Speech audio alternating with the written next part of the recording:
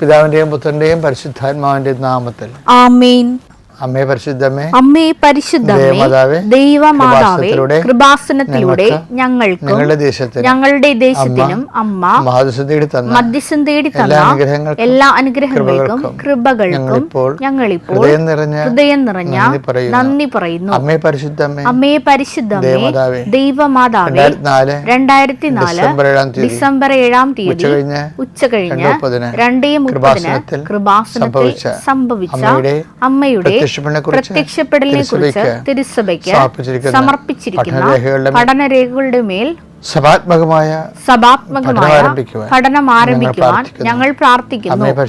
അമ്മേ പരിശുദ്ധമേ, ഭൂസ്വർലോകങ്ങളുടെ രാജ്ഞിയായ അങ്ങേയ്ക്ക് ഭൗമ സംരക്ഷണത്തിനായി പ്രപഞ്ച പ്രകൃതിയെ തന്നെ തിരുസഭ പ്രതിഷ്ഠിക്കുവാൻ ഈ പ്രത്യക്ഷീകരണം വഴി ഇടയാക്കണമേ.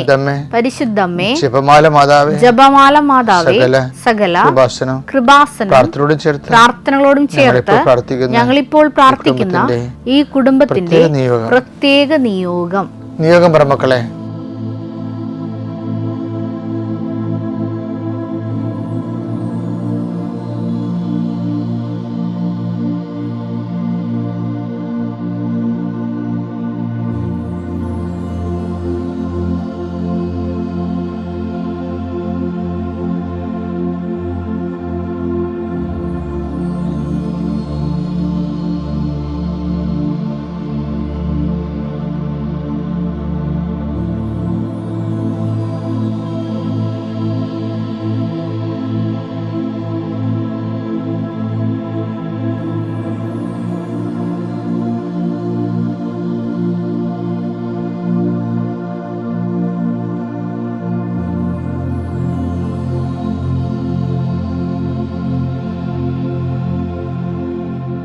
അമ്മയുടെ പ്രത്യക്ഷീകരണത്തിന്റെ ഈ അനുഗ്രഹവേളയിൽ ഞങ്ങൾക്ക് സാധിച്ചു തരുവാൻ കനിയണമേ. ആമേൻ. വിശ്വാസ പ്രമാണം. സർവശക്തനായ പിതാവും ആകാശത്തിന്റെയും ഭൂമിയുടെയും സൃഷ്ടാവുമായ ദൈവത്തിൽ ഞാൻ വിശ്വസിക്കുന്നു. അവിടുത്തെ ഏകപുത്രനും ഞങ്ങളുടെ കർത്താവുമായ ഈശോ മിശിഹായിലും ഞാൻ വിശ്വസിക്കുന്നു.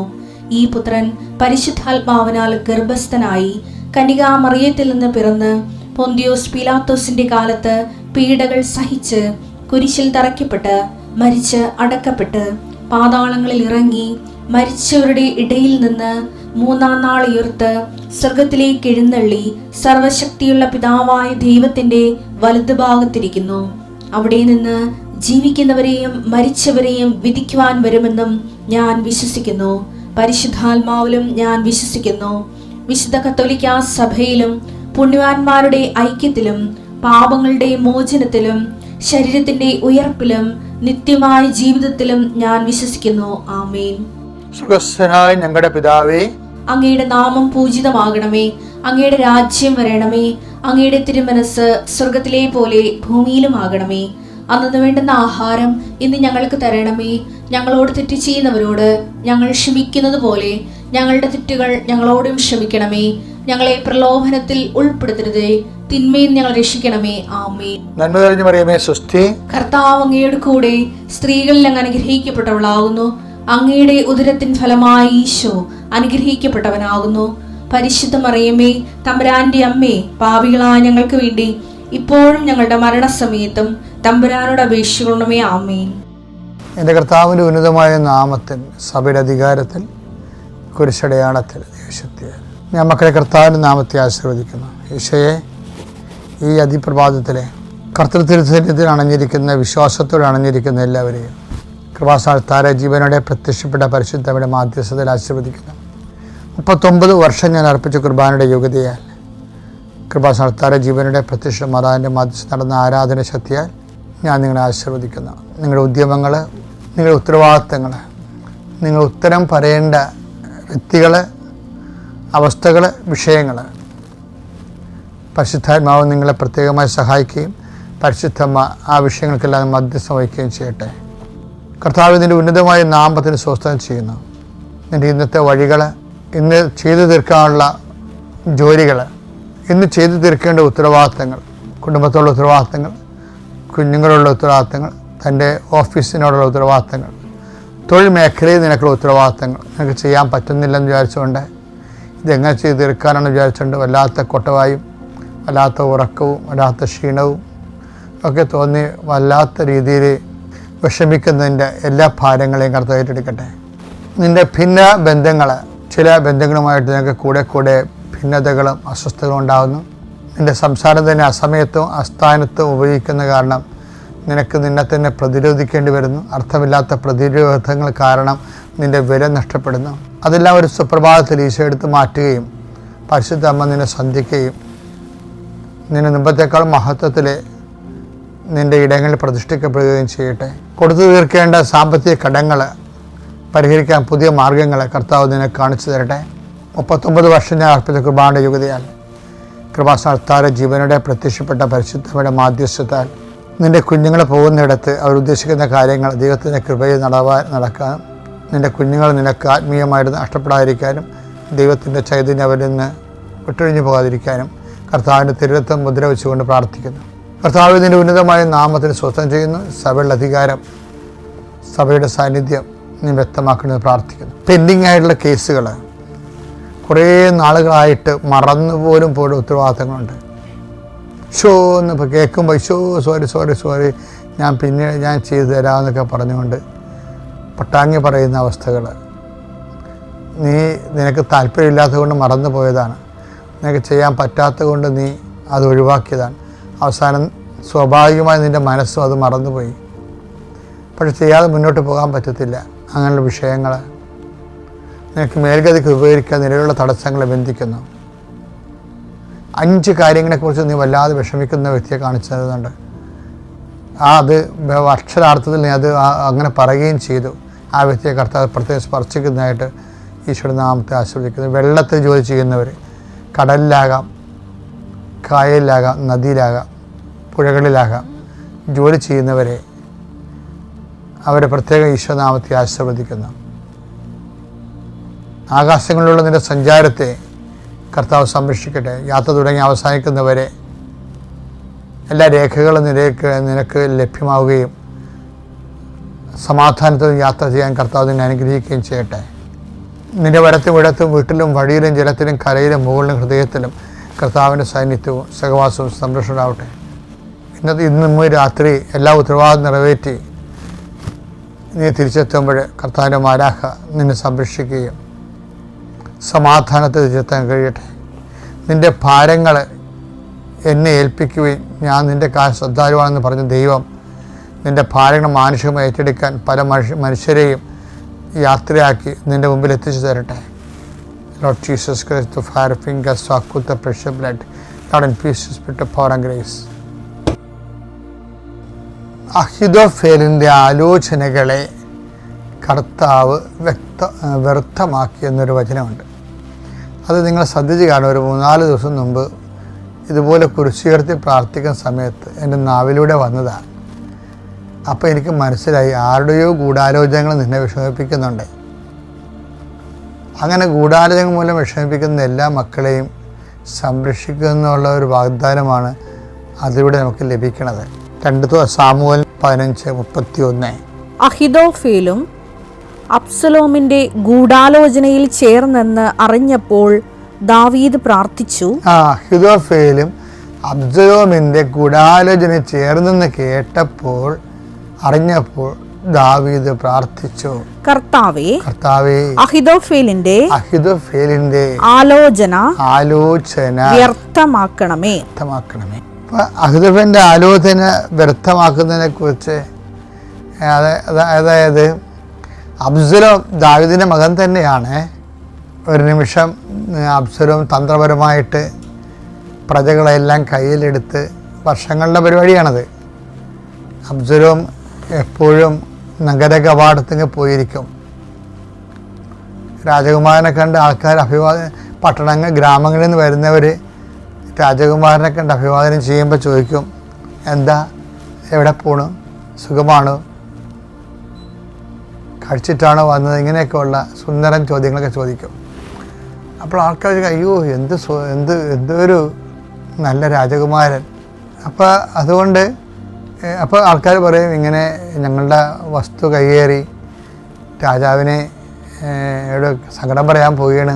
അപ്പോൾ അബ്സലോം പറയും, ഏയ് ഇത് നിസ്സാര കാര്യമല്ലേ, നിങ്ങൾ പൊയ്ക്കോ, അത് സെറ്റാക്കാമെന്ന് പറയും. രാജാവിന് ഒത്തിരി ജോലിയല്ലേ, അപ്പം എൻ്റെ ഇടയ്ക്ക് ഇതൊക്കെ ചെന്ന് പറഞ്ഞാൽ അത് പറയാനുള്ള വർഷങ്ങൾ താമസിക്കും. പക്ഷേ എന്ത് സംഭവിക്കുന്നത് വെച്ച് കഴിഞ്ഞാൽ ഈ പരാതി പറഞ്ഞ ആൾ ഗ്രാമത്തിൽ ചെല്ലുമ്പോൾ ഉണ്ട് കൈകേറിയവൻ്റെ വീടൊക്കെ ഒരു പരുവായി കാണും. കാര്യം എന്താണ്, ഇയാളുടെ വീട് സ്ഥലവും ഏരിയയും സർവേയൊക്കെ അറിഞ്ഞുകൊണ്ട് അബ്സലോം ഗുണ്ടകളെ വിട്ടിട്ട് കാര്യം തീരുമാനിക്കും. അപ്പോൾ ഇതൊക്കെ പെട്ടെന്നല്ല തീരുമാനമൊക്കെ വരുന്നത്. അതാണ് അബ്സലോം എന്ന് പറയുന്ന ആൾ. ഇതിങ്ങനെ ഒരു 3 വർഷം വർക്കൗട്ട് ചെയ്തപ്പോൾ എന്ത് പറ്റി, രാജ്യത്തിൻ്റെ പട്ടാളക്കാരും പ്രജകളും എല്ലാം അബ്സലോമിൻ്റെ കൂടെയായി. അപ്പം നോക്കിയേ, ആളും അർത്ഥവും അബ്സലോമിൻ്റെ കൂടെയായി. അപ്പോൾ ആളും അർത്ഥവും അബ്സലോമിൻ്റെ കൂടെ കഴിഞ്ഞപ്പോൾ അബ്സലോം ഒരു നിമിഷം പെട്ടെന്ന് ചക്രവർത്തിയായിട്ട് സ്വയം പ്രഖ്യാപിച്ചു. അപ്പോൾ നോക്കുമ്പോൾ ദാവീദിനെ പട്ടാളക്കാരുൾപ്പെടെ പുരോഹിതന്മാരുൾപ്പെടെ അബ്സലോമിൻ്റെതായി. ദാവീദ് ഇവിടുന്ന് ഇറങ്ങേണ്ടി വന്നു. പക്ഷേ അത് വചനം എന്ന് പറഞ്ഞാൽ ഭയങ്കര രസമല്ലേ. എന്താ നോക്കിയേ, നമ്മുടെ ജീവിതത്തിൽ സംഭവിക്കുന്ന വിഷയമാണ്. നമ്മുടെ കൂടെ നിന്നവൻ ചിലപ്പോൾ കാലുമാറി മറുപക്ഷത്ത് കയറി നമ്മുടെ കപ്പലിന് മുങ്ങിത്താണ വന്ന് താഴെക്കൂടി ഭ്രമ വെക്കുന്ന സ്വഭാവം ഉണ്ടാവും. അപ്പോൾ എന്താ, ഇങ്ങനെ ഒരു സിറ്റുവേഷനിൽ ദാവീദ് ചെല്ലുമ്പോൾ ദാവീദ് എന്നാ പറയണത്, ആ പെട്ടെന്നുള്ള റെസ്പോൺസ് കണ്ടല്ല. അഹിഥോഫേൽ ദാവീദിൻ്റെ ആലോചനക്കാരനാണ്. ദാവീദിൻ്റെ എല്ലാ രഹസ്യങ്ങളുമേ, ദാവീദ് രാജാവായിരുന്ന സമയത്ത് രാജാവിൻ്റെ കൺസൾട്ടൻ്റായിരുന്നു ഈ അഹിഥോഫേൽ. ദാവീദിൻ്റെ രാജ്യത്തിൻ്റെ മുഴുവൻ രഹസ്യങ്ങൾ അഹിഥോഫേലിന് അറിയാം. പക്ഷെ അബ്സലോം രാജ്യം പിടിച്ചു കഴിഞ്ഞപ്പോൾ എന്ത് പറ്റി, ദാവീദിന് വഴിയാധാരമായപ്പോൾ അഹിഥോഫേൽ അവിടെ നിന്ന് മുങ്ങി. എന്ത് പറ്റി, മൊത്തം പോയി അബ്സലോമിൻ്റെ കൂടെ ചേർന്ന്. ഇത് കേട്ടപ്പോൾ പിന്നെ നിങ്ങൾക്ക് നിക്കക്കളിയില്ല. പക്ഷെ നിക്കക്കളിയില്ലാത്തപ്പോൾ ദാവീദ് പറഞ്ഞ എന്താണ്, വചനം എന്താ പറയണത്, അഹിഥോഫേൽ അബ്സലോമിൻ്റെ ഗൂഢാലോചനയിൽ പങ്കുചേർന്ന് കഴിഞ്ഞപ്പോൾ ദാവീദ് പ്രാർത്ഥിച്ചു. ഉണ്ടാ, അതാണ് വിഷയം. അപ്പം അവൻ്റെ പ്രാർത്ഥന എന്ന് പറയുന്നത് എന്തൊരു പ്രാർത്ഥനയാണ്. ഇത്രയും തകർന്ന് തരിപ്പണമായി കൂടെ ഉള്ളവൻ പാര വെച്ച് നിൽക്കുന്ന സമയത്തും ദാവീദ് പ്രാർത്ഥിച്ചു. അതാണ് ദാവീദ്. അപ്പം നീ എന്ത് തകർച്ച, ചില സമയത്ത് ഇതുപോലെയുള്ള തകർച്ചകൾ ആർക്കും ഉണ്ടാകാം. ചിലപ്പോൾ സ്വന്തം അപ്പനമ്മമാർ തന്നെയായിരിക്കും ഒരു വീട്ടിലെ കുടുംബത്തിൻ്റെ ശത്രുക്കളെന്ന്, മക്കൾ തന്നെയായിരിക്കും ശത്രുക്കളെന്ന് ഈശോ പറഞ്ഞിട്ടുണ്ട്. പക്ഷെ ആ സബ്ജക്റ്റ്, അങ്ങനെയുള്ള വിഷയങ്ങളെല്ലാം എന്താണ്, പ്രാർത്ഥനയുടെ സബ്ജക്റ്റാണ്. നീ ദൈവപൈതലാണെങ്കിൽ നിൻ്റെ പ്രാർത്ഥനാ ജീവിതത്തെ കുറച്ചുകൂടി ശക്തിപ്പെടുത്താൻ വേണ്ടി ദൈവത്തിൻ്റെ പരിപാലനയിട്ട ആൾക്കാർ പരിശുദ്ധാത്മ ഉപയോഗിക്കും. അതുകൊണ്ടാണ് ഈ പരിശുദ്ധൻ, ദൈവം ദാവീദിനെ ശപിക്കുമ്പോഴും ദാവീദ് പ്രാർത്ഥിക്കും, അങ്ങേ പരിശുദ്ധൻ എന്നെ വിട്ടുപോകാതിരിക്കണമെന്ന്. അതാണ് പ്രാർത്ഥന. ദാവീദിനെ പ്രാർത്ഥിച്ചെന്ന് പറഞ്ഞാൽ പ്രാർത്ഥനയുടെ, അതായത് ബൈബിൾ പ്രാർത്ഥനയുടെ അലകും പിടിയുമൊക്കെ ദാവീദിന് നാവിലൂടെയാണ് വെളിപ്പെടുത്തപ്പെട്ടത്. പിന്നെന്താണ് പ്രാർത്ഥിച്ചത്, ദാവീദ് പ്രാർത്ഥിച്ചത്, അങ്ങേ തിരുസന്നിധിയിൽ നിന്ന് എന്നെ തള്ളിക്കളയരുത്. ഇതൊക്കെ മാത്രം മതി നമുക്ക് പ്രാർത്ഥനയെക്കുറിച്ച് ഒരു ബുക്ക് എഴുതാൻ. അതുകൊണ്ട് പതറരുത്, ഒരു വിഷയത്തെയും പതറരുത്.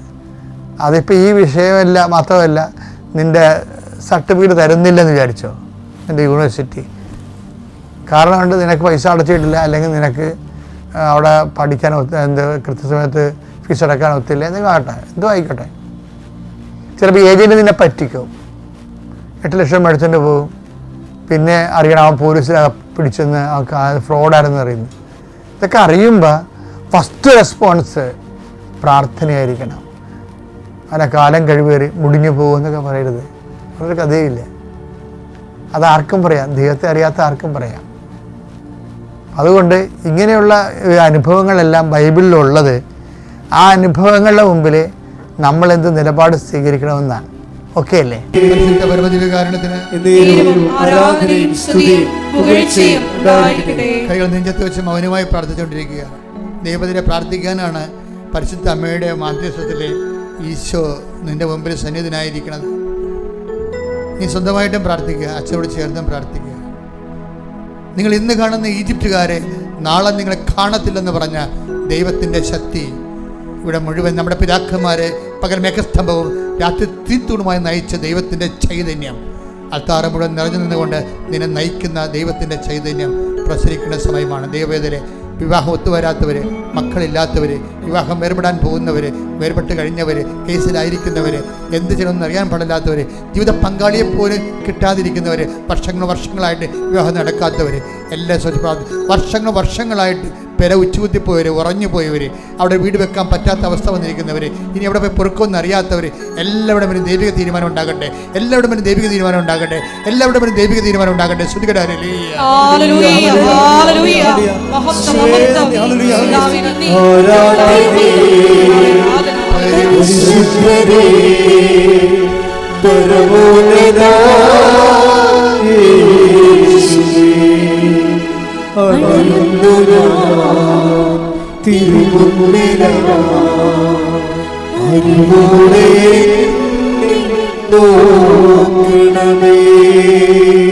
പരിശുദ്ധ പരമദിവ്യകാരുണ്യത്തിന് ആരാധനയും സ്തുതിയും പുകഴ്ചയും ഉണ്ടായിരിക്കട്ടെ.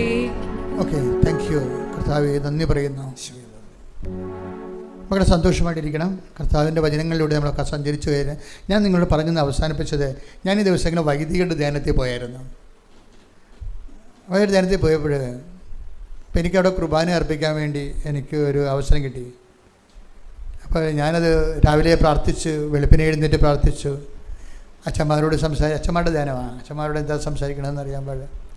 ഈശോയോട് ചോദിച്ചുകൊണ്ടിരിക്കുകയായിരുന്നു. അപ്പോൾ എന്നോട് പറഞ്ഞത്, ഞാൻ അവരോട് പറഞ്ഞു, നീ ഇപ്പം 40 കൊല്ലം ആകുമ്പോൾ അച്ഛനായിട്ട്, പൗരോഹിത ജീവിതത്തിൻ്റെ ഏറ്റവും വലിയ റിസ്ക് എന്ന് പറയണത് നമ്മൾ പുരോഹിതരാണെന്ന് ദൈവത്തെ ബോധ്യപ്പെടുത്തിയാണ്.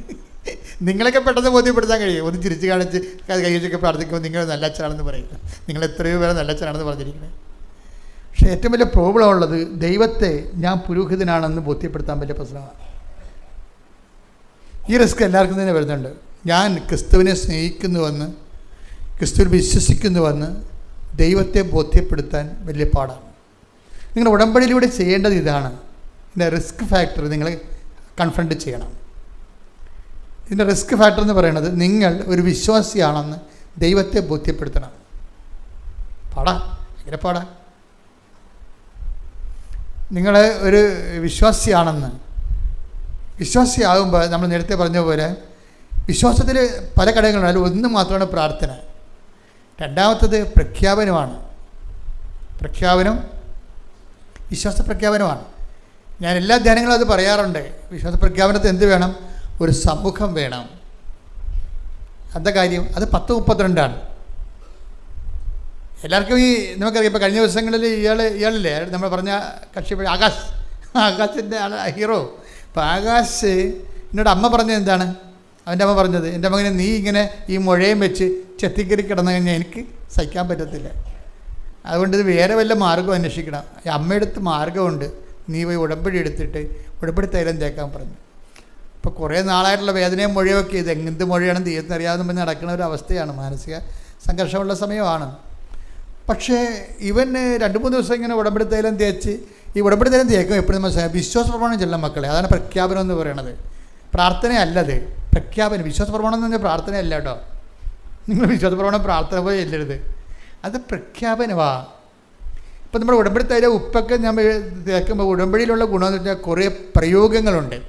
ഈ വിശ്വാസം, പ്രാർത്ഥന, അതുപോലെ വിശ്വാസം, പ്രാർത്ഥന, വിശ്വാസം, പ്രഖ്യാപനം, വിശ്വാസം, പ്രയോഗം. ഇപ്പം നമ്മൾ ഉടമ്പടി തൈലം തേക്കുമ്പോൾ സംഭവിക്കണമെന്ന് വെച്ച് കഴിഞ്ഞാൽ അത് പ്രയോഗമാണ് വിശ്വാസത്തിൻ്റെ. ആ പ്രയോഗത്തെ സാധൂകരിക്കുന്നത് പ്രഖ്യാപനമാണ്. നമ്മൾ തൈലമല്ലല്ല നമ്മളെ സുഖപ്പെടുത്തുന്നത്. ആരാണ്? യേശുവിൻ്റെ നാമമാണ് സുഖപ്പെടുത്തുന്നത്. അതാണ് അതിൻ്റെ ആ പ്രയോഗത്തിലുള്ളത്. എന്താണ്? യേശുവിൻ്റെ നാമത്തിലാണ് നമ്മൾ വിശ്വസിക്കുന്നത്. അപ്പോൾ അതെപ്പോഴും മനസ്സിലുണ്ടാവില്ല. തൈലം എടുത്തിട്ട് വെളിച്ചെണ്ണ തേക്കുമ്പോൾ നമ്മൾ ഒരു വിശ്വപ്രമാണം ചെല്ലുമോ തല കുളിക്കാൻ നേരത്ത്? ഇല്ല.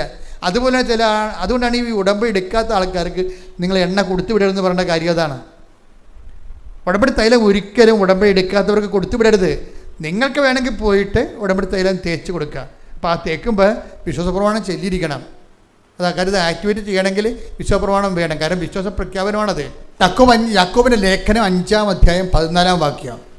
നിങ്ങളിൽ ആരെങ്കിലും രോഗിയാണെങ്കിൽ അവൻ സഭയിലെ ശ്രേഷ്ഠന്മാരെ വിളിക്കട്ടെ.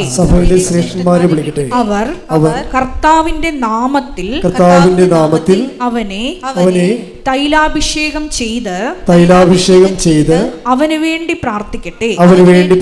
വിശ്വാസത്തോടെയുള്ള പ്രാർത്ഥന രോഗിയെ സുഖപ്പെടുത്തും. തൈലമല്ല സുഖപ്പെടുത്തണം. എന്താ സുഖപ്പെടുത്തുന്നത്? വിശ്വാസത്തോടെ. എന്ത് പക്ഷേ കർത്താവിൻ്റെ നാമത്തിൽ പ്രാർത്ഥിക്കണം. ഇപ്പം വിശ്വാസം ആരിലാണ്? കർത്താവിൻ്റെ നാമത്തിലാണ് വിശ്വസിക്കുന്നത്. അതുകൊണ്ടാണ് തൈലം അതിന് മീഡിയമായിട്ട് പ്രവർത്തിക്കുന്നത്. കർത്താവിൻ്റെ നാമത്തിൽ വിശ്വസിക്കാതെ വിശ്വാസമില്ലാതെ തേച്ച് കഴിഞ്ഞാൽ പറഞ്ഞ ഫലങ്ങൾ ഉണ്ടാകത്തില്ല. അപ്പോൾ എപ്പോഴും നമ്മൾ ശ്രദ്ധിക്കുക. അതുകൊണ്ടാണ് ഉടമ്പടി എടുക്കാത്തവർക്ക് തൈലം കൊടുത്തു വിടരുത്. ഉടമ്പടി എടുത്തവർക്ക് വേണമെങ്കിൽ നിങ്ങൾക്ക് പോയി നേരിട്ട് ആ രോഗികളെ കണ്ട് ഇത് സംഭവിച്ചാൽ ഇവൻ്റെ ഈ സിമ്പിൾ ഫെയ്ത്തില്ലേ, ആരുടെ ആകാശ് 3 ദിവസം അത് പറ്റിയുള്ളൂ. പിന്നെ ആകാശ് പറയണത് ഞാനിത് എഴുന്നേൽക്കുമ്പോൾ തന്നെ തപ്പി നോക്കണം എല്ലാ ദിവസവും. ഈ മുഴ ഉണ്ടായ കാലം പോലെ ഞാൻ ചെയ്യണ പരിപാടിയാണ്. രാവിലെ എഴുന്നേൽക്കുമ്പോൾ തപ്പി നോക്കും. കാര്യം അത് വേദനിക്കണ കാരണം. ഇപ്പം എന്നാ പറ്റണത്? അത് കാണാനില്ലെന്ന്. ഇപ്പം പറയണേ ഇത് എന്താ സംഭവിക്കണമെന്ന് അറിയാൻ പാടില്ല എൻ്റെ ജീവിതത്തിലെന്ന്. എൻ്റെ ജീവിതത്തിൽ എന്താ സംഭവിക്കണം വെച്ചാൽ അവരിതെല്ലാം ആദ്യമായിട്ട് എക്സ്പീരിയൻസ് അല്ലേ. ഇതിങ്ങനെ കാണാനില്ല.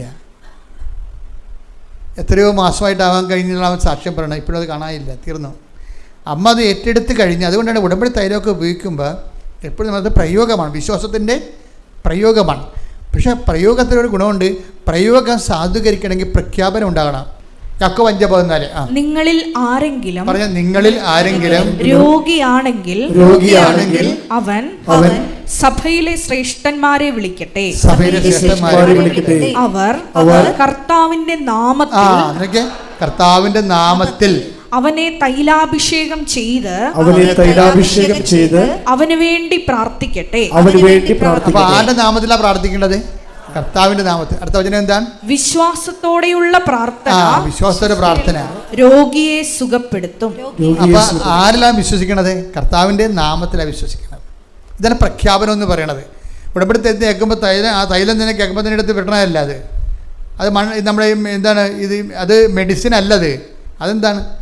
എപ്പോഴും നമ്മൾ ശ്രദ്ധിച്ചേക്കണം. മെഡിസിന് വേണ്ടി തരുന്നതുമല്ലത്. എന്താണത്? അത് വിശ്വാസ പ്രഖ്യാപനത്തിന് വേണ്ടി തരണതാണ്. നിങ്ങൾക്ക് വിശ്വാസ പ്രഖ്യാപനത്തിൻ്റെ ആഴമനുസരിച്ചാണ് ഇത് വർക്കൗട്ട് ചെയ്യണത്. അല്ല, നിങ്ങൾ ഓർക്കരുത് മാന്ത്രികമായ എന്തോ മാജിക്കാണെന്ന് പറഞ്ഞ് ഇരിക്കരുത്. അന്ന് മാന്ത്രിക മാജിക്കൊന്നുമല്ല. അത് ആ 5:13 ബൈബിളിലുള്ള യാക്കോബ് 5:14 എൻ്റെ ഫോർമുല. നിങ്ങൾ കർത്താവിൻ്റെ നാമം തൈലം പൂശുക. പിന്നെ എന്ത് ചെയ്യണം? വിശ്വാസത്തോടെയുള്ള പ്രാർത്ഥന രോഗിയെ സുഖപ്പെടുത്തും. അപ്പോൾ കർത്താവിൻ്റെ നാമത്തിലാണ് വിശ്വസിക്കേണ്ടത്. അല്ല വല്ലാത്തൊരു വിശ്വസിച്ചിട്ട് കാര്യമില്ല. യേശുക്രിസ്തുവിൻ്റെ നാമത്തിൽ വിശ്വസിക്കുമ്പോഴാണ് അത് സൗഖ്യമായിട്ട് മാറണത്. അപ്പം അത് എപ്പോഴും നമ്മൾ ശ്രദ്ധിക്കണം. ഇനി നിങ്ങൾ ഉടമ്പടി തൈലത്തെക്കുറിച്ച് മറ്റുള്ളവരോട് പറയുമ്പോഴും അങ്ങനെ പറഞ്ഞു കൊടുക്കാവൂ. നിങ്ങൾ ഭയങ്കര എൻ്റെ നാത്തൂനെ ഇത്തിരി ഉടമ്പടി തൈലം എന്താണെന്ന് ചോദിക്കത്തില്ലേ? നമ്മുടെ ആൾക്കാർക്ക് എൻ്റെ വായിട്ട് ചോദിക്കണമെങ്കിൽ ഒരു പ്രശ്നമില്ലല്ലോ. അവർക്കിവിടെ വരണ്ട, വണ്ടി കയറണ്ട, ഉപവസിക്കേണ്ട, ഒന്നും ചെയ്യേണ്ട. എന്നുവെച്ചാൽ നമ്മുടെ ആ സ്നേഹത്തെ അവർ ചൂഷണം ചെയ്യണം. അത് വർക്കൗട്ട് ചെയ്യത്തില്ല. അപ്പോൾ നിങ്ങൾ പറയണം, ജോസഫച്ചൻ്റെ ഈ ടോക്ക് കേൾപ്പിച്ച് കൊടുക്കണം. നാത്തൂന് തരാൻ പറ്റത്തില്ല. കാര്യം ഇതിൻ്റെ രീതി അതാണ്. അത് എനിക്ക് കേടാണ്, എൻ്റെ ഉടമ്പടിക്ക് കേടാണ്. ഞാനിതെല്ലാം പരിശുദ്ധമായി സൂക്ഷിച്ചുകൊള്ളാമെന്നാണ് ഉടമ്പടി എടുത്തിരിക്കുന്നത്. നിസ്സാരമല്ലേ ഇത്? കൃപാസന അമേരിക്കയിലൊന്നും അല്ലല്ലോ. നിങ്ങൾക്ക് പോയി ഉടമ്പടി എടുക്കാവുന്നതല്ലേ ഉള്ളൂ. വൃത്തിമേനായിട്ട് പറഞ്ഞു വിടണം, ഒരു കാര്യമില്ല. നിങ്ങൾ ഒരിക്കലും ഇത് പകർച്ച കൊടുക്കരുത്. പകർച്ച കൊടുക്കാൻ വേണ്ടി ചോറും ചമ്മന്തിയൊന്നുമല്ല. ഇത് കർത്താവിൻ്റെ നാമത്തിൽ വിശ്വാസത്തോടെ പ്രാർത്ഥിച്ചാൽ ഇത് ആക്ടിവേറ്റ് ചെയ്യത്തുള്ളൂ. ഇതുപോലെ തന്നെ ഉപ്പിൻ്റെ കാര്യം അങ്ങനെ തന്നെയാണ്. ഇപ്പം തന്നെ ഈ ആകാശിൻ്റെ ഇത് മുഴ തെറിച്ചു പോകുമെന്ന് പറഞ്ഞില്ലേ? ആകാശിൻ്റെ വേറെ പ്രശ്നങ്ങൾ എന്താണ്? ആകാശിന് കുറേ കുടുംബത്തിൽ വന്ന് രക്ഷപ്പെടുത്തി എടുക്കണമെങ്കിൽ കുറേ പാടാണ്. അല്ല, ഒരു പാടെന്ന് പറയുന്നത് ഇവന് പഠിക്കണമെങ്കിൽ ലോണ് വേണം. ലോൺ ഒരിക്കലും കിട്ടത്തില്ല, 2% ഉള്ളൂ. അപ്പം അതുകൊണ്ട് ഇവന് ലോൺ കിട്ടത്തില്ല. ഇവന് പഠിക്കേണ്ടതെന്ന് വെച്ച് കഴിഞ്ഞാൽ ഫോറിനിൽ പോയാണ് പഠിക്കേണ്ടത്. ഈ അമ്മയോടുള്ള ബന്ധങ്ങളൊക്കെ സത്യസന്ധമാണെങ്കിൽ നമുക്ക് എന്ത് വേണമെങ്കിലും നമുക്ക് ആശിക്കാം. കാര്യം അപ്പോഴും അമ്മയ്ക്കായിരിക്കണം ദൈവത്തിനായിരിക്കണം പ്രാധാന്യം. വിഷയത്തിന് പ്രാധാന്യം വെച്ചിട്ട് വിഷയം നേടാൻ വേണ്ടി അമ്മയെ ജാമ്യം നിർത്തണം വെച്ചാൽ അതും നടക്കത്തില്ല. നിങ്ങളൊക്കെ ചെയ്യണം അതാണ്. ഒരു പരിപാടിയും ചെയ്യത്തില്ല. ഉടമ്പടിയോട് ബന്ധപ്പെട്ട കാര്യങ്ങളൊന്നും ഉടമ്പടി ചെയ്യേണ്ട പോലെ ചെയ്യത്തില്ല. മറിച്ച് നിങ്ങളുടെ കാര്യം നേടാൻ വേണ്ടി ദൈവത്തെ കൊണ്ടുവന്ന് കരുവ് നിർത്തും. അത് നടക്കത്തില്ല. അതെപ്പോഴും നമ്മൾ ശ്രദ്ധിക്കണം. ഉടമ്പടിയിൽ എന്തൊക്കെയാണ് കൃത്യമായിട്ട് ചെയ്യേണ്ടതെന്ന് ഓർക്കുകയും അത് ഒന്നാമത്തേൽ ഇതിൻ്റെ അകത്ത് ഏറ്റവും പ്രധാനപ്പെട്ടത് എന്താണ്? ഏറ്റവും പ്രധാനപ്പെട്ടത് ഇവാഞ്ചലൈസേഷനാണ്, വിശ്വാസ കൈമാറ്റമാണ്. നിങ്ങൾ ആദ്യം ചെയ്യേണ്ടതെന്ന് വെച്ച് കഴിഞ്ഞാൽ, കർത്താവെ മറ്റുള്ളവർക്ക് പറഞ്ഞു കൊടുക്കാൻ പറ്റിയ ഒരു വിശ്വാസ അനുഭവം എനിക്ക് തരാൻ പറയണം. അതാണ് ആദ്യം ചെയ്യേണ്ടത്. നിങ്ങൾ ആദ്യം തന്നെ IELTS പാസ്സാകണമെന്നോ അല്ലെങ്കിൽ ഫസ്റ്റ് വിൽക്കണമെന്നോ ജപ്തി മാറണമെന്നല്ല പറയേണ്ടത്. ഉടമ്പടി ഇത് ശരിക്കും ഫയറാണെങ്കിൽ ആദ്യം പ്രാർത്ഥിക്കേണ്ടത് എന്താണെന്ന് അറിയാമോ? കർത്താവെ മറ്റുള്ളവർക്ക് കൈമാറി കൊടുക്കാൻ പറ്റിയ ഒരു അനുഭവം എനിക്ക് തരാൻ പറയണം. എന്നാൽ പിന്നെ ഇത് പെട്ടെന്നാണ് സംഭവം. അതാണ് എല്ലാത്തിനും അതിൻ്റെ ഒരു രഹസ്യ കോഡുണ്ടാകുമല്ലോ. ഇതിൻ്റെ ഒരു വാതിൽ ഇതാണ്. നിങ്ങൾ പ്രാർത്ഥിക്കേണ്ടത്, കർത്താവെ മറ്റുള്ളവർക്ക് പറഞ്ഞു കൊടുക്കാൻ പറ്റുന്ന രീതിയിലുള്ള ഒരു സാക്ഷ്യം എനിക്ക് തരണമേ എന്ന് വെച്ചാൽ അപ്പം എൻ്റെ ദൈവത്തിന് അതിൻ്റെ അകത്ത് കാര്യമുണ്ട്. കാരണം നിന്നെ രക്ഷപ്പെടുത്തിയ ദൈവത്തിൻ്റെ വചനങ്ങൾ നീ പ്രചരിപ്പിക്കും. അപ്പം അതുകൊണ്ട് അത് പെട്ടെന്ന് ടേക്കപ്പ് ചെയ്യും. അപ്പോൾ നിനക്ക് അനുഭവം ഉണ്ടാകുകയും ചെയ്യും. പക്ഷേ അനുഭവം ഉണ്ടാകുമ്പോൾ അടിച്ചു മാറ്റി ദൈവത്തിന് പലം കയറുകളും നാരായണ പിന്നെ കൂരായണ എന്നൊക്കെ പറഞ്ഞാൽ വർക്കൗട്ട് ചെയ്തത്. കാര്യം ദൈവത്തിന് അറിയാം. നീ പൊളിക്കുമ്പോൾ തന്നെ അറിയാം ഇതൊന്നും നടക്കത്തില്ല. കാര്യം കണ്ടു കഴിയുമ്പോൾ നീ വണ്ടി വിട്ട് പോകുന്നറിയാം. അത് നേരത്തെ നിങ്ങൾ ഈ മനുഷ്യന്മാരും ഇടപെടണ പോലെ ഒരിക്കലും ദൈവത്തിൽ ഇടപെടരുത്. ഇടപെട്ട് കഴിഞ്ഞാൽ കൂടുതൽ പാപികളായി മാറുകയുള്ളൂ. മനുഷ്യന്മാരോട് നിങ്ങൾ ഇടപെടുകയല്ലേ, എല്ലാം കയറി യേസ് പറയും. നിങ്ങൾക്ക് തന്നെ അറിയാൻ നടക്കത്തില്ലെന്ന്. അതുപോലെ ദൈവത്തോട് ചുമ്മാ ഒരു ഭംഗിക്കൊരു യേസ് പറയരുത്. യേസ് പറഞ്ഞാൽ ആ ഒരു കാര്യം കൊണ്ട് തന്നെ നിങ്ങൾ കൂടുതൽ പാപികളായി മാറും. അപ്പോൾ ചെയ്യാൻ പറ്റാത്ത ഒരു കാര്യവും ദൈവത്തോട് പറയരുത്. ചെയ്യാൻ പറ്റാത്ത ഒരു കാര്യവും പറയരുത്. കാര്യം നിങ്ങൾ ചെയ്യത്തില്ലെന്നും നിങ്ങൾ മനുഷ്യന്മാർക്ക് അറിയത്തില്ല. അവരോട് പറഞ്ഞിട്ട് ഇപ്പം നിങ്ങൾ പറയല്ലേ ഒരു 2000 രൂപ എടുക്കാനുണ്ടാ, ഞാൻ അങ്ങോട്ട് പോയി ഇങ്ങോട്ട് വരുമ്പോൾ തരാമെന്ന് പറയും. നിങ്ങൾക്കറിയാം നിങ്ങൾ കൊടുക്കത്തില്ലെന്നും. മനസ്സിലായില്ലേ? നിങ്ങൾ ആൾക്കാരുടെ കടം പിടിക്കണേ എങ്ങനെയാണ്? നീ ഒരു 1000 രൂപ എടുക്കാനുണ്ടാ, ഞാൻ നാളെ അവിടെ പോയിട്ട് ഇങ്ങോട്ട് വരുമ്പോൾ തരാമെന്ന് പറയും. നിങ്ങൾക്കറിയാം നിങ്ങളത് കൊടുക്കത്തില്ലെന്ന്. ഇതുപോലൊരു ഡയലോഗ് ദൈവത്തിൻ്റെ അടുത്ത് പറ്റത്തില്ല. നീ പൊളിക്കുമ്പോൾ തന്നെ അറിയാം നീ ഫ്രോഡാണെന്നറിയാം. വെറുതെ എന്തിനാണ് ദൈവത്തോട് പ്രാർത്ഥിച്ച് പണി മേടിക്കണത്? പലരുടെയും പ്രശ്നം എന്താ, ഈ മനുഷ്യന്മാർ ഇടപെടുന്ന പോലെ ദൈവത്തോട് ഇടപെട്ടേക്കും, പ്രാർത്ഥിച്ച് പണി മേടിക്കും, പ്രാർത്ഥിച്ച് പാപികളാവും. വല്ല കാര്യമുണ്ടോ? അപ്പം ചെയ്യാൻ പറ്റുന്ന കാര്യങ്ങൾ മാത്രമേ ദൈവത്തോട് പറയാവൂ. അത് സമയബന്ധിതമായിട്ട് ചെയ്യണം. സമയത്തിനാണ് പ്രാധാന്യം. വല്ലപ്പോഴും ചെയ്തോളൂ. ഞാൻ ചെയ്താവുന്നേ പറഞ്ഞിട്ടുള്ളൂ, എപ്പം ചെയ്യാമെന്ന് പറഞ്ഞിട്ടുള്ളതെന്ന് പറഞ്ഞ് തരികട കാണിക്കരുത്. നിങ്ങൾ പറയാം ദൈവത്തോട്, ഞാൻ ചെയ്യാവുന്നേ പറഞ്ഞിട്ടുള്ളൂ, എപ്പം ചെയ്യാമെന്ന് പറഞ്ഞിട്ടുള്ളൂ. നീ എന്ത് വക്കീലാണ് ദൈവത്തോട് ഇടപെടാൻ? അതൊന്നും ചെയ്യരുത്. സമയബന്ധിതമായിട്ട് ചെയ്തു മാറ്റണം. പ്രാർത്ഥിക്കുക, കർത്താവ് ദൈവമേ, അങ്ങയോട് സത്യസന്ധമായി ഇടപെടാൻ പരമാർത്ഥതയുള്ള ആധ്യാത്മിക ജീവിതത്താൽ എന്നെ പ്രത്യേകം അഭിഷേകം ചെയ്യണമേ. അതാ പരമാർത്ഥത ഒരു പ്രധാനപ്പെട്ട കാര്യമാണ്. ദൈവമായിട്ട് ഇടപെടൽ ഒന്നാം ദൈവത്തിന് അറിയാവുന്നതാണ് ഈ പ്രശ്നം. എല്ലാ കാര്യങ്ങളെക്കുറിച്ചും അറിയാവുന്ന കാരണം നിങ്ങൾ എന്ത് നുണ പറഞ്ഞാലും ആ പറയണത് കൊണ്ട് തന്നെ ആ പ്രാർത്ഥന പഴുത്തു പോവുകയുള്ളൂ. വല്ല കാര്യമുണ്ടാകും. അത് വിഡ്ഢികളും വിവരമില്ലാത്തവരുമാണ് ഇങ്ങനെ പ്രാർത്ഥിക്കത്തുള്ളൂ. ചെയ്യാൻ പറ്റാത്ത കാര്യങ്ങളൊക്കെ ദൈവത്തോട് പറയും. ചില നേർച്ച പോലും എന്തൊരു നേർച്ചയായിരിക്കും. അപ്പോൾ അതുകൊണ്ട് അങ്ങനെ ഒന്ന് ഉടമ്പടി എന്ന് വെച്ചാൽ ഒരു റിലേഷനാണ്. ബയലാറ്റർ എഗ്രിമെൻ്റ് ഞാൻ എപ്പോഴും പറയത്തില്ലേ, കക്ഷിയാണ്. നീ ഒരു കക്ഷി, ദൈവം ഒരു കക്ഷി. നിങ്ങൾ തമ്മിലുള്ള കൊടുക്ക വാങ്ങലുകളാണ് എൻ്റെ അകത്തുള്ളത് മുഴുവനും. അപ്പം അത് സത്യസന്ധമായിരിക്കണം. ഇത് വലിയ സംഭവമാണ്. അതിപ്പോൾ തന്നെ ഈ ആകാശിനോട് പറയവേ, ആകാശ് അമ്മയോട് പറയവേ, എന്നെ ഒന്ന് കരകയറ്റി വിട്ടാലേ കുടുംബം രക്ഷപ്പെടാൻ പറ്റത്തുള്ളൂ എന്ന് പറയും.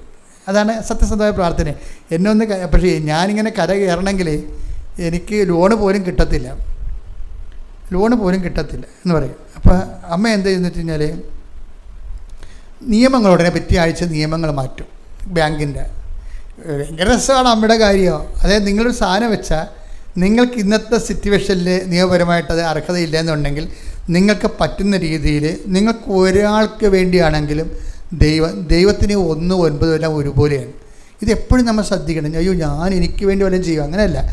ദൈവത്തിന് 1, 9 ഒരുപോലെയാണ്. അത് നമ്മൾ ഭയങ്കര സീരിയസ് ആയിട്ടുള്ള മാത്തമാറ്റിക്സ് ആണത്. കാര്യം ദൈവമായത് കാരണം 1-ന് 9ൻ്റെ വിലയാണ്.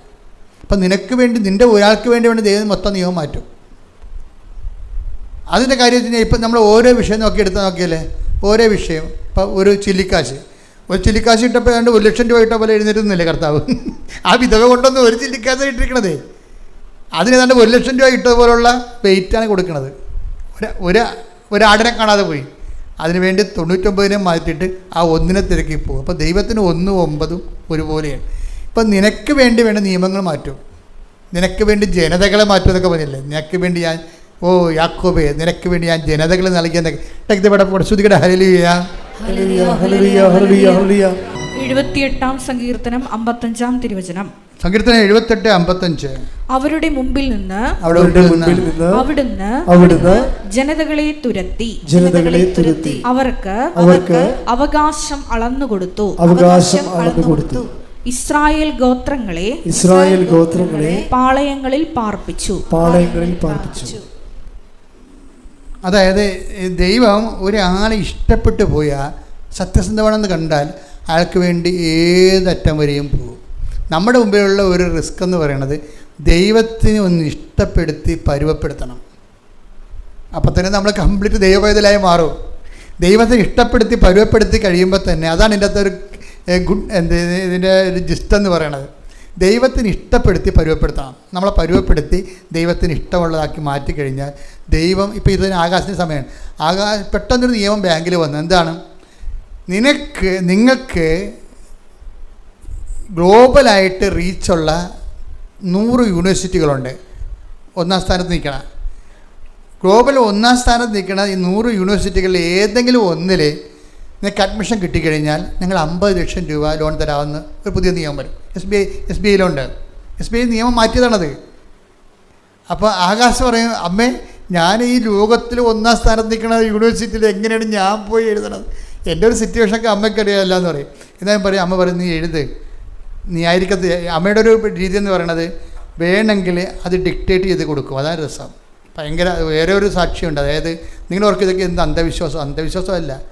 ആത്മീയത എന്ന് പറയുന്നത് ഭൗതികത അല്ലല്ല. നിങ്ങൾക്ക് ഭൗതികതയാണ് യുക്തി എന്ന് പറയണത്. ഇവിടെ നമ്മൾ പറഞ്ഞ യുക്തിയിലല്ല ഇത് വർക്ക് ചെയ്യണം, ദൈവത്തിൻ്റെ ശക്തിയിലാണ്. മനസ്സിലായില്ലേ? അത് ഫോർമാറ്റ് ചേഞ്ചാണിത്. ഇത് നമ്മുടെ യുക്തിയിലല്ല വർക്ക് ചെയ്യണത്, ദൈവത്തിൻ്റെ ശക്തിയിലാണ് വർക്ക് ചെയ്യണത്. അപ്പം അതുകൊണ്ട് തന്നെ ഇവൻ ആ പരീക്ഷ എഴുതിയിട്ട് ആ പരീക്ഷയിൽ കട്ട് ഓഫിൻ്റെ മുകളിൽ കയറിയവൻ, ഇവന് ഇൻ്റർനാഷണൽ ലെവലിലെ യൂണിവേഴ്സിറ്റിയിൽ ഇവന് അഡ്മിഷൻ കിട്ടി, ഓസ്ട്രേലിയയിൽ. അപ്പോൾ എന്ത് പറ്റി? ബാങ്കിൽ നിന്ന് 50 ലക്ഷം രൂപ ലോൺ നോക്കിയാൽ 2.5 സെൻറ്റേ ഉള്ളൂ, നിവർത്തിയില്ലാതെ എന്തെല്ലാം സങ്കടപ്പെടുന്ന ആളാണ്. ലൈഫിങ്ങനെ ചേഞ്ച് ചെയ്യണ കണ്ട, ലൈഫിങ്ങനെ ചേഞ്ച് ചെയ്യണത് ബന്ധത്തിൻ്റെ പേരിലാണ്. നിങ്ങളെ ഉടമ്പടി എന്ന് പറഞ്ഞൊരു ബന്ധമാണ്. ആ ബന്ധം സത്യസന്ധമാണ് ദൈവത്തിന് തോന്നിയാൽ ദൈവം എന്തും ചെയ്ത് കളയും. നമ്മുടെ മുമ്പിലുള്ള നിസ്സാര കാര്യമാണേ. ദൈവത്തിന് ഞാൻ ഉടമ്പടി സത്യസന്ധയാണെന്ന് ദൈവത്തിന് തോന്നിയാൽ മതി. നിങ്ങളിങ്ങനെ 10-12 പത്രം കിട്ടും, ഇത് ആർക്ക് കൊടുക്കും? ഓരോരും പറയുക, ഓട്ടോക്കാഷറൊക്കെ തെറി പറയുക, തള്ളക്കി വിളിക്കുക, അയ്യോ മഴയാണല്ല, മഴ തീരട്ടെന്നൊക്കെ പറഞ്ഞിട്ട് നനഞ്ഞ് പിടഞ്ഞ് വീട്ടിലിരിക്കും. അങ്ങനെയൊക്കെ ഇട്ട് ഉഴപ്പിയാണ് നിങ്ങൾ ഉടമ്പടി കുളമാക്കി കളഞ്ഞത്. അങ്ങനെയല്ല. ഇതെന്നുകൊണ്ട് ദൈവ പൈതലിൻ്റെ ഒരു വാർഫുട്ട് ആക്ഷനാണ്.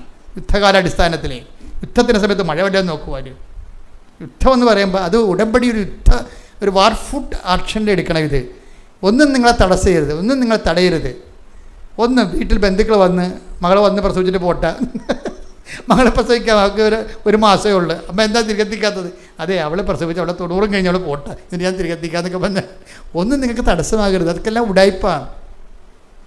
മകളെ പ്രസവിച്ചോളൂ, അമ്മലല്ല പ്രസവിക്കണം, മകളല്ലേ, നമ്മളൊന്നും ശ്രദ്ധിക്കണമെന്നല്ലേ ഉള്ളൂ. അപ്പോൾ ഇങ്ങനെയുള്ള ഉടായ്പകളൊക്കെ പറഞ്ഞ് ദൈവത്തിന് പണി കൊടുക്കരുത്. അതാണ് ഉടമ്പടി ഉഴപ്പണേൻ്റെ കാര്യം. ഒന്നാമത്തെ വിവരമില്ലായ്മയാണ് ഇതൊക്കെ വരുന്നത്, ബുദ്ധിബോധം ഇല്ലല്ല. അപ്പം അങ്ങനെ ബുദ്ധിബോധം ഇതിനൊരു പ്രത്യേക ബുദ്ധി വേണം. മനുഷ്യന്മാരുടെയൊക്കെ ഉള്ള ബുദ്ധി പോരാ. സത്യസന്ധതയാണ് എൻ്റെ ബുദ്ധി എന്ന് പറയണത്. ആത്മാർത്ഥയും സത്യസന്ധതയുമാണ് ഇതിൻ്റെ ബുദ്ധി എന്ന് പറയണത്. അപ്പം അത് സത്യസന്ധമാണെന്നുണ്ടെങ്കിൽ കണ്ടത് നോക്കി, ഇവനൊക്കെ അവൻ ഒരു ആഴ്ച കൊണ്ട് ലൈഫ് ചേഞ്ച് ചെയ്യാനുണ്ടല്ല, 50 ലക്ഷം രൂപ അവന് അനുവദിച്ച്. ഇപ്പം അവൻ വിസ പ്രോസസ്സിലാണ്. ഇപ്പം എന്താ വിഷയം എന്ന് പറയണത്, ഓരോ ഈ ആകാശമാണെങ്കിൽ തന്നെയും ഓരോരുത്തരും പോയി അവൻ്റെ അനുഭവങ്ങൾ പറഞ്ഞു കൊടുത്തിട്ടാണ് പത്രം കൊടുക്കുന്നത്. അവർ കേൾക്കുമ്പോൾ തന്നെ അവർക്ക് ഫീലിംഗ് ആവും ശരിക്കും. എന്താ കാര്യം, ഇവൻ അനുഭവത്തിൽ നിന്നല്ലേ അത് പറയണത്. കൂട്ടുകാർക്കെല്ലാം വന്ന് അവൻ്റെ കൂട്ടുകാർക്കെല്ലാം അവൻ കാശുരും കൊടുത്തിട്ടുണ്ട്, പറഞ്ഞു കൊടുത്തിട്ടുണ്ട്. പകുതിയോളം പേരെ അവന് ഓൾറെഡി ഉടമ്പടി എടുപ്പിച്ച് കഴിഞ്ഞു. അപ്പോൾ ദൈവത്തിന് അറിയാം. ഇപ്പം നീ ഉടമ്പടി എടുത്തത് വീട്ടുകാരെ പോലും അറിഞ്ഞിട്ടില്ല. ഫ്രോഡുകൾ വന്ന് ഉടമ്പടി എടുക്കുമ്പോഴുള്ള കുഴപ്പമെന്ന് വെച്ച് കഴിഞ്ഞാൽ അവിടെ വീട്ടുകാർ പോലും അറിയത്തില്ല അവർ ഉടമ്പടി എടുത്തിട്ടുണ്ടെന്ന്. അപ്പം തന്നെ ഓർക്കുക, നീ പക്ക ഫ്രോഡാണ്. ജീവിതകാലം മുഴുവൻ നീ ഫ്രോഡായിരുന്നു ദൈവത്തിൻ്റെ സന്നിധിയിൽ, പറ്റിക്കലായിട്ട് നടക്കുന്നതാണ്. അതുകൊണ്ടാണ് നീ ഉടമ്പടി എടുത്തിട്ട് വീട്ടുകാർ പോലും അറിയാത്തത്. എന്താണ്? വീട്ടുകാർ അറിഞ്ഞാൽ നീ കിടന്ന് നിൻ്റെ കസരത്ത് നടക്കത്തില്ല. അപ്പോൾ നീ ചാടുമ്പോൾ എല്ലാ ആവശ്യമില്ലാത്ത കാര്യത്തൊക്കെ നീ ചാടത്തില്ലേ? പുഡിന് വേണ്ടി ഇഡ്ഡലിയാണ് കൊണ്ടുവന്ന് വെച്ചിട്ടുണ്ടെങ്കിൽ അമ്മ ഇവിടെ പുട്ട ഉള്ള എപ്പോഴും എന്ന് ചോദിച്ചുകൊണ്ട് കിടച്ചാടത്. അപ്പം അമ്മ പറയും നീ ഉടമ്പടി എടുത്താണ് കേട്ടാന്ന് പറയും. അത് അമ്മയെക്കൊണ്ട് പറയിപ്പിക്കാതിരിക്കാൻ വേണ്ടി ഉടമ്പടി എടുത്തതായിട്ട് അറിയിക്കത്തില്ല. എന്നിട്ട് രഹസ്യമായി സ്വന്തം മുറി കൊണ്ട് വെച്ച് പച്ചത്തിരി നിറത്തിരി കത്തിച്ചുകൊണ്ട് ആ ജന്മം പാഴാക്കും. അങ്ങനെ ഒന്നും ചെയ്യരുത്. ഇതെല്ലാം പച്ച വെളിച്ചത്തിലായി സംഭവം നടക്കണം മുഴുവനും. അതുകൊണ്ട് നീ എപ്പോഴും നീ ഉടമ്പടി എടുത്തത് 10 മനുഷ്യർ അറിയിക്കുകയും ചെയ്യണം. അപ്പോഴെന്ത് ദൈവത്തെ മനസ്സിലാവും, നീ ഒരു വാല്യുബിൾ പേഴ്സണാണ്, നിന്നെ ഇങ്ങനെ അവോയ്ഡ് ചെയ്യാൻ പറ്റത്തില്ലെന്ന്. ഏറ്റവും പ്രധാനപ്പെട്ട കാര്യം, ദൈവം അങ്ങനെ ആരെയും അവോയ്ഡ് ചെയ്യത്തില്ല. പക്ഷേ നമ്മൾ ദൈവത്തെ അവോയ്ഡ് ചെയ്യും. അങ്ങനെയാണ് ദൈവം നമ്മൾ അവോയ്ഡ് ചെയ്ത പോലെ നമുക്ക് തോന്നുന്നത്. You got the point. ദൈവത്തിൻ്റെ നയപരിപാടികളിൽ ദൈവം ആരെയും അവോയ്ഡ് ചെയ്യത്തില്ല. I will not disown you at any cost. അതല്ലേ take the bed of God. ശ്രുതിക്കട്ടെ ഹല്ലേലൂയ ഹല്ലേലൂയ ഹല്ലേലൂയ. എബ്രായർ 13:5 ഞാൻ നിന്നെ ഒരു വിധത്തിലും ഒരു കാരണവശാലും അവഗണിക്കുകയോ ഉപേക്ഷിക്കുകയോ ഇല്ല എന്ന് അവിടുന്ന് പറഞ്ഞിട്ടുണ്ടല്ലോ. ഇതാണ് ദൈവത്തിൻ്റെ പോളിസി, നയപരിപാടി. ഇതാണ് ഞാൻ നിന്നെ ഒരു കാരണവശാലും, നീ 2 കെട്ടിയതാണെന്നാ നിൻ്റെ ഭർത്താവ് ഇപ്പോൾ ജീവിച്ചിരിപ്പുണ്ട്, നീക്കൊന്നും ദൈവം നിൻ്റെ ഒരു സങ്കടത്തിൻ്റെ സമയത്ത് ഇത് കണക്കിലെടുക്കത്തില്ല. ആത്മീയ പ്രശ്നം വരുമ്പോൾ നിത്യതയെ വിഷയം ബാധിക്കുമ്പോഴാണ് നിനക്കിതൊക്കെ കടമായി മാറണത്. ഇപ്പോൾ ചില ആൾക്കാരില്ലേ, ഇപ്പോൾ ക്രിസ്ത്യൻസ് അല്ലാത്ത ചില ആൾക്കാർ, ഒരു ഭർത്താവ് അവർ ജീവിച്ചിരിപ്പുണ്ട്, ഒരു കാര്യമില്ല, നേരത്തെ ലൈൻ അടിച്ച പാർട്ടി പാടി ചിലപ്പോൾ ഒളിച്ചോടിപ്പോയായിരിക്കും. പക്ഷേ ഒരു കണ്ണുനീര് നിനക്ക് വന്നാൽ നിന്നെ തൽക്കാലത്തേക്ക് ദൈവം സെറ്റ് ചെയ്യും. പക്ഷേ സുവിശേഷ പിതാവായിട്ട് നിനക്ക് ജീവിക്കാൻ പറ്റത്തില്ല. സുവിശേഷ പിതാവായിട്ട് ജീവിക്കണമെന്നുണ്ടെങ്കിൽ അതെല്ലാം റെക്ടിഫൈ ചെയ്യണം. ജീവിക്കാൻ പറ്റത്തില്ല. പക്ഷേ ആ ഒരു കാരണവും പറഞ്ഞ് നിന്നെ ഈ രോഗം കർത്താവ് സുഖപ്പെടുത്താതിരിക്കത്തില്ല. ഈ അടുത്ത പോയിന്റ്, നീ രോഗം സുഖപ്പെട്ടെന്ന് പറഞ്ഞ് നിൻ്റെ പാപത്തിൻ്റെ ലൈസൻസും അല്ലത്. ഇപ്പോൾ ചെറിയ പറഞ്ഞില്ലേ, ഞാൻ പ്രാർത്ഥിച്ച് കർത്താവ് എന്നെ സുഖപ്പെടുത്തി, ഇതപ്പോൾ ഞാൻ കുറേ പാപമൊക്കെ ചെയ്ത് അത് കർത്താവ് കണ്ടില്ലെന്ന് വെക്കുക. ഇല്ലല്ല, അതെല്ലാം അവസാനം വരുമ്പോൾ എല്ലാം അവസാനത്തെ കണക്കായില്ലല്ല. ഇപ്പോൾ ഈ ഭൗതിക ആനുകൂല്യങ്ങളൊക്കെ നേടിയെടുക്കണതിനെ കർത്താവ് അതാണ് ഞാൻ നിന്നെ ഒരു കാരണവശാലും അവഗണിക്കത്തില്ലെന്ന് പറഞ്ഞാൽ. അവഗണിക്കത്തില്ല ഒരു കാരണവശാലും. അപ്പോൾ ഇപ്പോഴേ ഈ ഭൗതിക കാര്യങ്ങൾക്ക് ജോലി കിട്ടുന്നതിനെ ഒന്നും നിൻ്റെ പാപാവസ്ഥ ഒന്നും കാര്യമല്ല. നീ ഭക്ഷണം കഴിച്ച് ജീവിക്കാൻ വേണ്ടിയുള്ള ഒരു സംവിധാനമല്ലേ. അപ്പോൾ നിനക്ക് ദൈവമേ ഞാനൊരു സമയം കിട്ടുമ്പോൾ റെക്ടിഫൈ ചെയ്തോളാം, നേരെ ചെറിയ ഞാൻ ജീവിച്ചോളാം, എന്നെ സഹായിക്കണം ഇപ്പം എന്ന് പറഞ്ഞാൽ എന്താ വചനം? ഞാൻ ഒരു കാരണവശാലും നിന്നെ അവഗണിക്കത്തില്ലെന്നാണ്. പക്ഷേ ഇവിടുത്തെ പ്രശ്നം എന്താണ് മക്കളെ? ദൈവം നമ്മളെ അവഗണിക്കണില്ലാത്തതല്ല പ്രശ്നം. നമ്മൾ ദൈവത്തെ അവഗണിക്കുന്നത് കാരണം ദൈവം അവഗണിച്ചതുപോലെ നമുക്ക് ഫീൽ ചെയ്യുന്നു. That's a point. U got the point. Read ചെയ്യുക.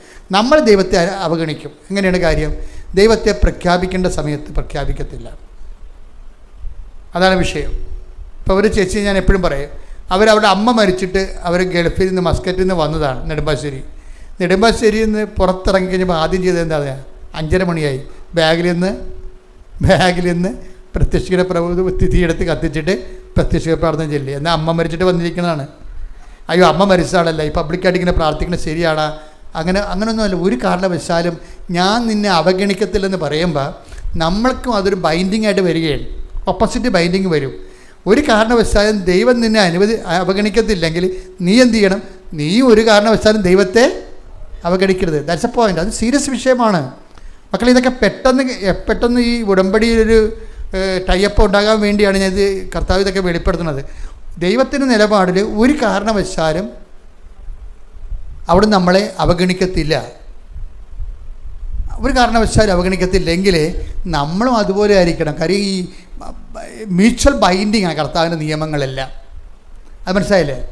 മ്യൂച്വൽ ബൈൻഡിങ് പരസ്പരം ബാധ്യതയുള്ളതായിട്ടാണ് വചനത്തിൻ്റെ ഒരു സ്ട്രക്ചർ. അതാണ് പരസ്പരം ബാധ്യതകളാണ്. ഇപ്പോൾ ഇപ്പോൾ നിങ്ങൾ എന്നെ ഗുരുവെന്നും നാഥനെന്ന് വിളിക്കുന്നു, ഗുരുവെന്നും കർത്താവെന്നും വിളിക്കുന്നു, അല്ലേ?